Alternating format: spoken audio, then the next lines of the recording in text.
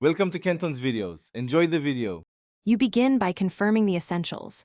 Your device runs the required iOS/iPadOS/macOS build, and you're signed into iCloud with two-factor enabled. Once done, back up to iCloud or locally. This protects settings and data before changes. Make sure battery is above 50% or plug-in, because updates can pause if power is low. Now open Settings, tap your profile, and navigate to Apple Intelligence or System Settings.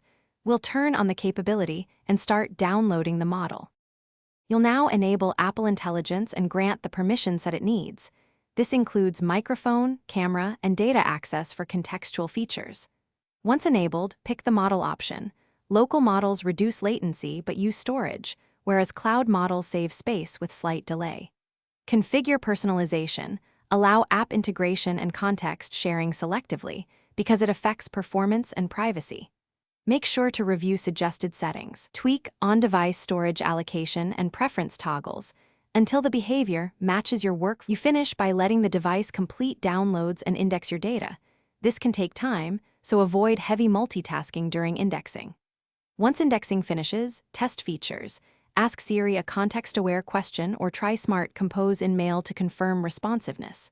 If something goes wrong, first toggle Apple Intelligence off and on. Next, sign out and back into iCloud or clear the model cache in Settings. If a persistent failure remains, reboot and retry. That often resolves stuck installations or permission conflicts. Thanks for watching. Consider subscribing if we helped you.